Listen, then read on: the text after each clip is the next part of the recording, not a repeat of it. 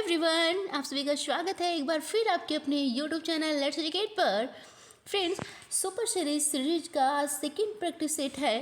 Friends, ये UP TET super TET exam के लिए हेल्पफुल रहेगा आप सभी को। और कल हम लोग 15 क्वेश्चन सॉल्व किए थे, आज 16वें क्वेश्चन से स्टार्ट करते हैं इस सीरीज को। फ्रेंड्स, 16 नंबर क्वेश्चन रुचि का संबंध है। तो रुचि का संबंध किससे है फ्रेंड्स, ये बताना है। योग्यता से है कि अवधान से? योग्यता अवधान दोनों से है कि इनमें से कोई नहीं ऑप्शन सही है। तो रुचि का संबंध किससे है? तो फ्रेंड्स, पहले रुचि के बारे में जान लेते हैं। अगर हमारा किसी चीज़ को पढ़ने में, किसी चीज़ को करने में अगर रुचि है तो वो हमें प्रेरित करेगा उस चीज़ के प्रति कि और हम मन लगाकर पढ़ें या तो उसको और अच्छे से करना चाहें।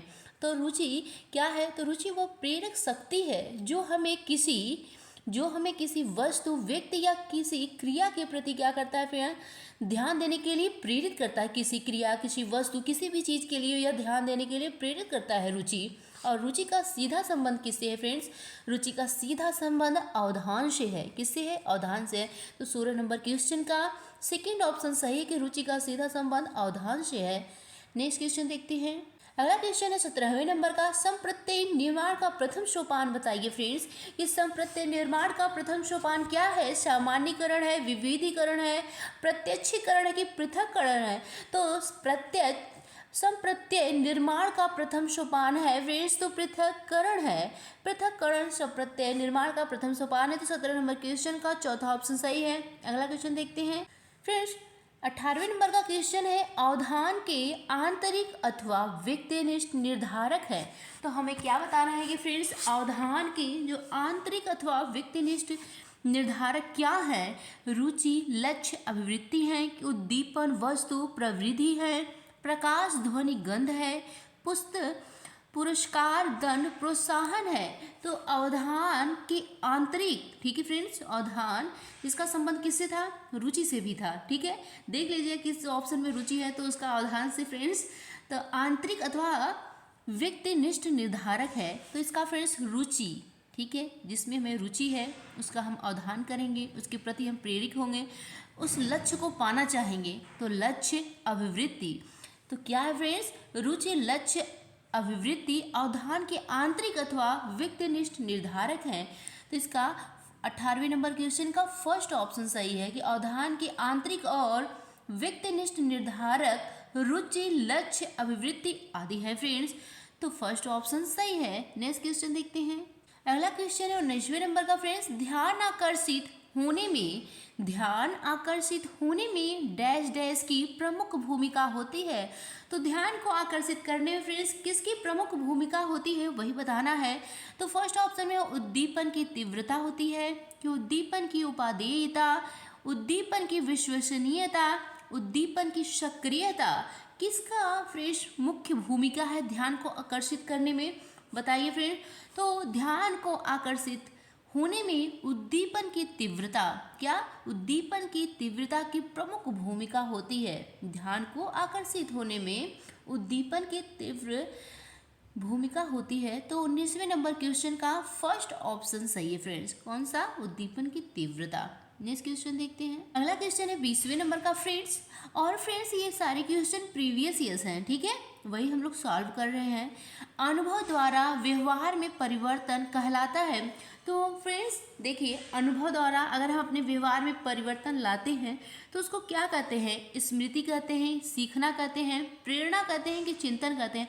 हम अगर किसी चीज़ में फ्रेंड्स सीखने के द्वारा परिवर्तन लाते हैं, ठीक है, अपने अनुभव में अगर हम अपने व्यवहार में किसी चीज़ को सीख रहे हैं तो वो अपने आप धीरे धीरे परिवर्तन होने लगता है। तो अनुभव द्वारा व्यवहार में परिवर्तन कहलाता है सीखना। क्या कहलाता है? सीखना। 20वें नंबर क्वेश्चन का सेकेंड ऑप्शन सही है फ्रेंड, सीखना। अगला क्वेश्चन है 21वें नंबर का। ध्यान को केंद्रित करने की आंतरिक दशा बताना है फ्रेंड्स कि ध्यान को केंद्रित करने की आंतरिक दशा क्या होती है? अवधि है, नवीनता है, रुचि है, आकार है। देखिए फ्रेंड्स, इस क्वेश्चन से जुड़ा हम लोग आगे 2 क्वेश्चन कर चुके हैं और ये friends UP TET paper first में, सेकेंड में, दोनों में 3-4 बार पूछ चुका है। ठीक है, इसी से जुड़ा 3 क्वेश्चन हम लोग आगे कर चुके हैं कि ध्यान को केंद्रित करने की आंतरिक दशा क्या है। अगर किसी चीज़ में हमारी रुचि है तो फ्रेंड्स रुचि है तो वो प्रेरक करेगी तो अपने आप हमारा ध्यान वहाँ पर जाएगा। तो फ्रेंड्स रुचि किसी चीज़ को ध्यान को आकर्षित करने की, जब तक हमारी रुचि उसके प्रति नहीं होगी तब तक हमारा ध्यान उस चीज़ के प्रति आगे हो ही नहीं सकता फ्रेंड्स। तो इसका ऑप्शन क्या सही होगा? रुचि होगा। ठीक है, क्या होगा कि रुचि ध्यान को केंद्रित करने की आंतरिक दशा है। रुचि क्या होती है फ्रेंड्स? कि ध्यान को केंद्रित करने की यह आंतरिक दशा है। तो 21वें नंबर क्वेश्चन का तीसरा ऑप्शन सही है। अगला क्वेश्चन है फ्रेंड्स 22वें नंबर का, एक परिस्थिति में अर्जित ज्ञान का, अगर हमारे फ्रेंड्स एक परिस्थिति में अर्जित ज्ञान है और उसको दूसरी परिस्थिति में उपयोग क्या कहलाएगा? अगर हमारे फ्रेंड्स एक समय का ज्ञान अगर हम वही दूसरी परिस्थिति में उपयोग कर लेते हैं तो उसको क्या कहेंगे फ्रेंड्स? सीखने की विधियाँ, सीखने में स्थानांतरण, सीखने में पठार की, सीखने में रुचि। तो एक परिस्थिति के अर्जित ज्ञान का दूसरी परिस्थिति में उपयोग कहलाएगा फ्रेंड्स सीखने में स्थानांतरण। क्या कहलाएगा?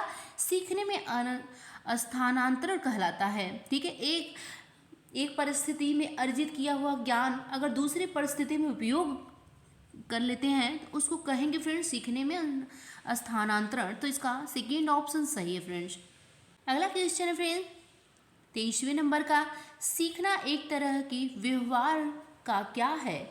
बचाव है, विस्तार है, संशोधन है कि प्रसार है? देखिए फ्रेंड्स सीखना से भी दो क्वेश्चन हम लोग पढ़ चुके हैं आगे। ठीक है, वही घुमा फिरा कर क्वेश्चन अलग अलग तरह की, ठीक है, अलग अलग तरह के बना के हमसे पूछ रहे हैं कि सीखना एक तरह के व्यवहार का क्या है? बचाव है। तो सीखना एक तरह का कोई व्यवहार में बचाव नहीं है फ्रेंड्स न, और विस्तार, प्रसार, संशोधन। तो सीखना एक तरह के व्यवहार में संशोधन करना है। क्या है फ्रेंड? संशोधन करना होता है। तो इस क्वेश्चन का सी फ्रेंड्स तीसरा ऑप्शन सही है कि सीखना एक प्रकार का व्यवहारिक संशोधन कहलाता है। क्या कहलाता है? एक व्यवहारिक संशोधन, न कि बचाव, विस्तार, प्रसार। ये सब सीखना एक तरह का व्यवहार में नहीं आता है। यह सीखना एक तरह का व्यवहार में संशोधन है कहलातेगा फ्रेंड्स। तो तीसरा ऑप्शन इसका सही है। अगला क्वेश्चन देखते हैं। अगला क्वेश्चन है फ्रेंड्स 24वें नंबर का, शिक्षा के क्षेत्र में पाठचर्या शब्दावली डैश डैश की ओर संकेत करती है।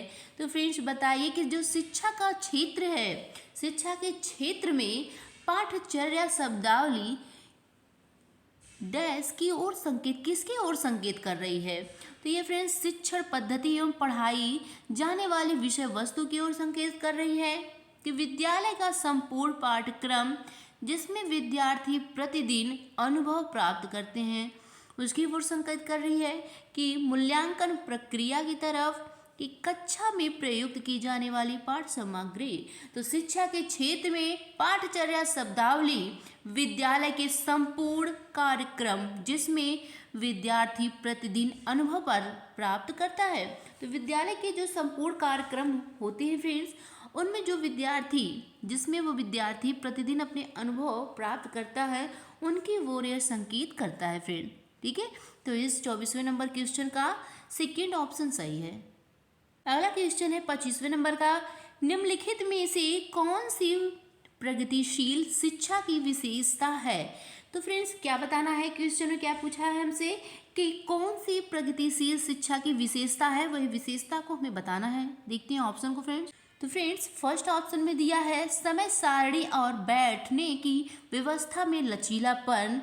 प्रगतिशील शिक्षा की विशेषता है कि केवल प्रस्तावित पाठ्य पुस्तकों पर आधारित अनुच्छेद हैं कि परीक्षाओं में अच्छे अंक प्राप्त करने पर बल। यह प्रगतिशील शिक्षा की विशेषता है फ्रेंड्स? नहीं, बार बार ली जाने वाली परीक्षा है। तो हम फ्रेंड्स क्या पूछा है हमसे क्वेश्चन में कि प्रगतिशील शिक्षा की विशेषता क्या है?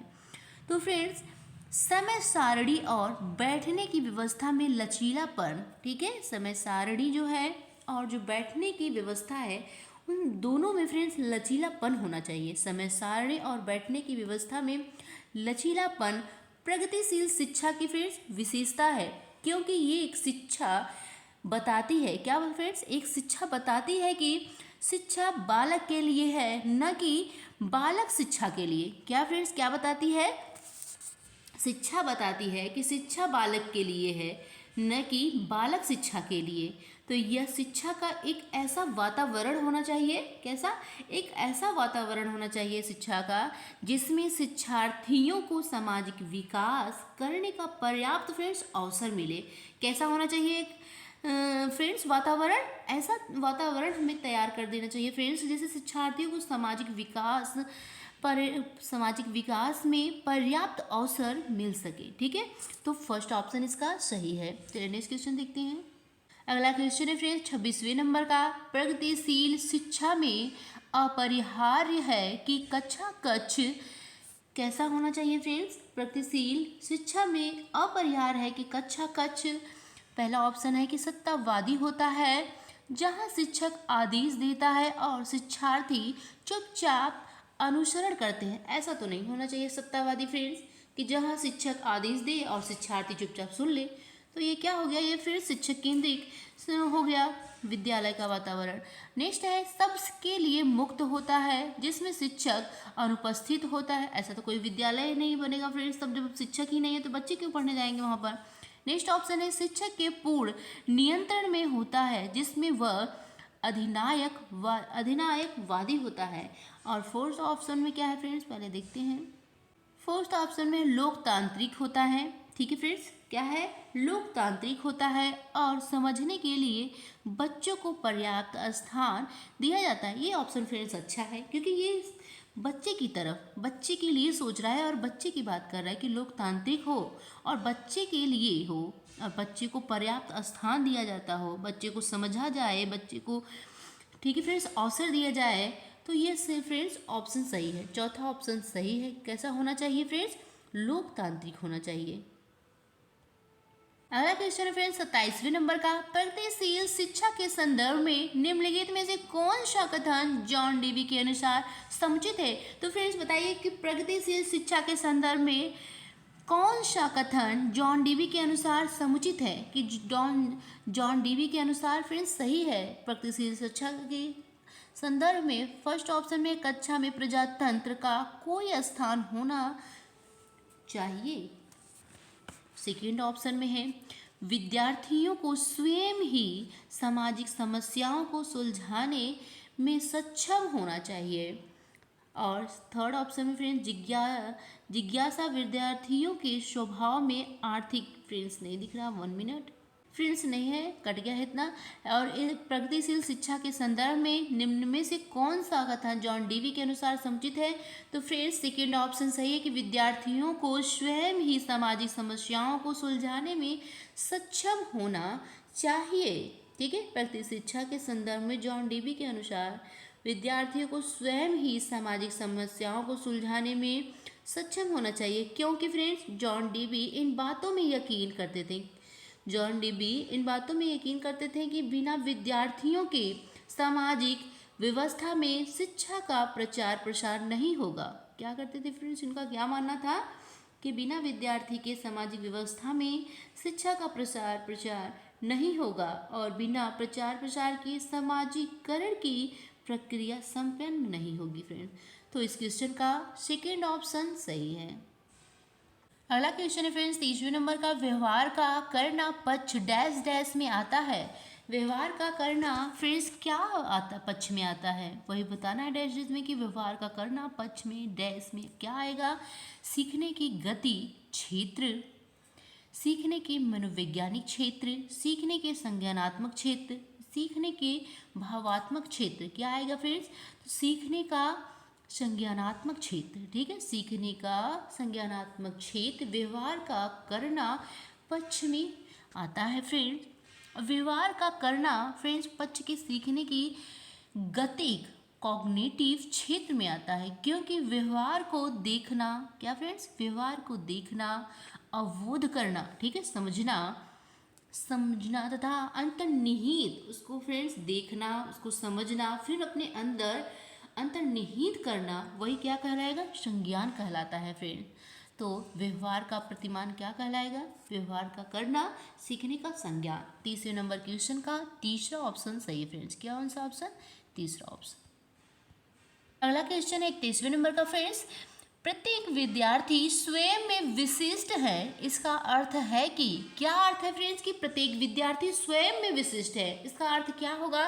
पहले ऑप्शन में दिया है कि शिक्षार्थियों में न तो कोई समान विशेषताएं होती हैं और न ही उनके लक्ष्य समान होते हैं। तो फ्रेंड्स सही है कि प्रत्येक व्यक्ति, ठीक है, प्रत्येक शिक्षार्थी या प्रत्येक व्यक्ति में कोई समान विशेषताएं नहीं होती और ना उनमें समान कोई लक्ष्य होता है। सेकेंड ऑप्शन को भी देख लेते हैं, क्या पता इससे अच्छा हो। सभी शिक्षार्थियों के लिए एक समान पाठचर्या संभव नहीं है। क्यों नहीं संभव फ्रेंड्स? स्कूल में तो एक ही समान चलता है विद्यार्थियों के बुक को, ठीक है, पाठचर्या एक ही समान है। नेक्स्ट है, एक विषय रूपी कक्षा में शिक्षार्थियों की क्षमताओं को विकसित करना असंभव है। नहीं फ्रेंड्स, ये ऑप्शन गलत है कि एक विषय रूपी कक्षा में शिक्षार्थियों की क्षमताओं को विकसित करना संभव क्यों नहीं संभव है? संभव हो सकता है। नेक्स्ट ऑप्शन में, कोई भी दो शिक्षार्थी अपनी योग्यताओं, ठीक है, अपनी योग्यताओं, रुचियों और प्रतिभाओं में एक समान नहीं होते। ठीक है फ्रेंड्स, कौन सा ऑप्शन? देखिए क्वेश्चन में हमसे क्या पूछा है कि प्रत्येक शिक्षार्थी स्वयं में विशिष्ट है। इसका अर्थ है कि कोई भी दो शिक्षार्थी, ठीक है, कोई भी दो शिक्षार्थी अपनी योग्यताओं, रुचियों और प्रतिभाओं में एक समान नहीं होता। तो 31 नंबर क्वेश्चन का चौथा ऑप्शन सही है कि प्रत्येक शिक्षार्थी स्वयं में विशिष्ट होता है। क्या होता है फ्रेंड्स? प्रत्येक शिक्षार्थी स्वयं में विशिष्ट होता है। इसका अर्थ यही है कि फ्रेंड्स कोई दो शिक्षार्थी, ठीक है, कोई भी दो शिक्षार्थी अपनी योग्यताओं, रुचियों, प्रतिभाओं में एक समान नहीं होता है, क्योंकि उनमें शारीरिक, मानसिक, संवेगात्मक व सामाजिक विकास भिन्न भिन्न होते हैं। इसलिए फ्रेंड्स वह अपनी योग्यताओं, रुचियों दोनों में एक समान नहीं होते हैं। तो इस क्वेश्चन का चौथा ऑप्शन सही। पहले ऑप्शन से फ्रेंड्स बेस्ट ज़्यादा कौन सा? चौथा ऑप्शन है, इसलिए चौथा ऑप्शन 31 नंबर क्वेश्चन का सही है फ्रेंड्स। अगला क्वेश्चन है फ्रेंड्स 32वें नंबर का, अवधारणाओं का विकास मुख्य रूप से डैश डैश का हिस्सा है। तो फ्रेंड्स बताइए कि अवधारणाओं का विकास मुख्य रूप से किसका हिस्सा है? बौद्धिक विकास का, शारीरिक विकास का, सामाजिक विकास का कि संवेगात्मक विकास का? तो अवधारणाओं का विकास मुख्य रूप से बौद्धिक विकास का हिस्सा है। अवधारणाओं का विकास मुख्य रूप से क्या है फ्रेंड्स? बौद्धिक विकास का हिस्सा है। फ्रेंड्स इसके द्वारा बालक में सोचने, समझने व तर्क, क्या इसके द्वारा ही, बौद्धिक विकास के द्वारा ही बच्चे में सोचने, समझने व तर्क शक्ति का क्या होता है? विकास होता है। और मस्तिष्क का फ्रेंड्स लगभग 85% भाग बौद्धिक क्षमताओं के विकास हेतु उत्तरदायी होता है। कितना? 85% जो बच्चे का बौद्धिक विकास होता है फ्रेंड्स, वो विकास हेतु उत्तरदायी क्या होता है? बौद्धिक विकास। फ्रेंड्स इस क्वेश्चन का फर्स्ट ऑप्शन सही है। नेक्स्ट क्वेश्चन देखते हैं। अगला क्वेश्चन है 33वां फ्रेंड्स, व्यक्तिगत शिक्षार्थी एक दूसरे से डैश डैश में भिन्न होते हैं। तो फ्रेंड्स बताइए कि अगर एक व्यक्तिगत शिक्षार्थी का व्यक्तिगत जो है वो एक दूसरे से भिन्न होता है, किसमें? विकास की दर में, विकास के क्रम में, विकास की सामान्य क्षमता में, कि वृद्धि एवं विकास के सिद्धांत में, किसमें भिन्न होता है व्यक्ति? ठीक है, व्यक्तिगत का शिक्षार्थी एक दूसरे से डैश में भिन्न होता है, तो किसमें भिन्न हो रहा है फ्रेंड्स? विकास की दर में। ठीक है, शिक्षार्थी व्यक्तिगत रूप से एक दूसरे से विकास की दर में भिन्न होता है, किसमें होता है? तो एक दूसरे के विकास की दर में भिन्न होता है। उनकी शिक्षा हेतु विशेष योग्यता व फ्रेंड्स विशिष्ट तरीकों की अवधारणा आवश्यकता होती है। इसलिए फ्रेंड्स शिक्षार्थी व्यक्तिगत रूप से विकास की दर में से भिन्न होता है। 33वें ऑप्शन का फर्स्ट ऑप्शन जो है वह सही है फ्रेंड्स।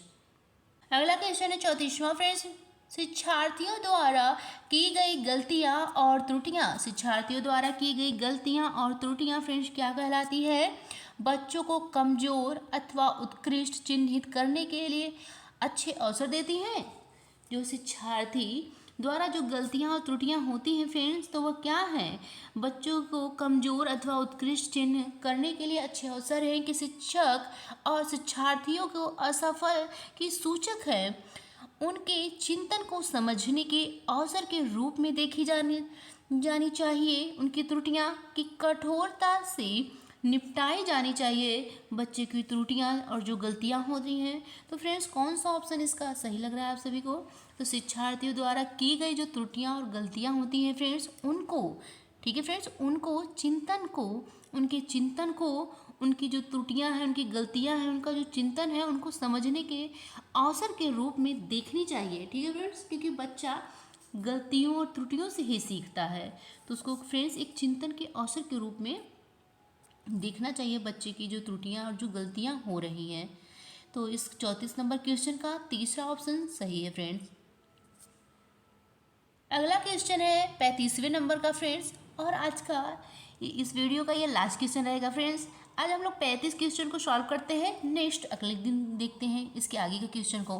तो पूछा है 35 नंबर क्वेश्चन में, डैश डैश के विचार से बच्चे सक्रिय ज्ञान निर्माता तथा नन्हे वैज्ञानिक हैं जो संसार के बारे में अपने सिद्धांतों की रचना करते हैं। तो यह किसका मानना है फ्रेंड्स? नन्हे बच्चे को नन्हे वैज्ञानिक कौन मानता था? स्किनर मानते थे कि पाउलो यूंग, पियाजे। ठीक है फ्रेंड्स, ये पियाजे का, ठीक है, ये पियाजे के विचार हैं कि बच्चे सक्रिय ज्ञान निर्माता हैं। क्या है? बच्चे सक्रिय ज्ञान निर्माता हैं तथा उन्हें नन्हे वैज्ञानिक भी मानते हैं। क्या है? बच्चे नन्हे वैज्ञानिक हैं जो संसार के बारे में अपने सिद्धांतों की रचना करते हैं। क्या है फ्रेंड्स? नन्हे वैज्ञानिक है, सक्रिय ज्ञान निर्माता है, संसार के बारे में अपने सिद्धांतों की रचना करते हैं। तो यह फ्रेंड्स विचार किसका है? पियाजे जी का है। किसका विचार है? यह पियाजे जी का है कि बच्चे अर्जित ज्ञान के भंडार हैं। क्या है? अर्जित ज्ञान के भंडार हैं। स्वरूप विकास की प्रत्येक अवस्था में इनका स्वरूप जो है फ्रेंड्स बदलता रहता है। बच्चे का जो है विकास का जो स्वरूप है ना, वो प्रत्येक अवस्थाओं में बदलता रहता है। तो इस क्वेश्चन का चौथा ऑप्शन सही है फ्रेंड्स। 35वें नंबर का चौथा ऑप्शन सही है फ्रेंड्स। और कैसा लगा आज का हमारा ये वीडियो? कमेंट बॉक्स में फ्रेंड्स कमेंट करना मत भूलिएगा और लाइक सब्सक्राइब भी कर दीजिएगा फ्रेंड्स। बाय।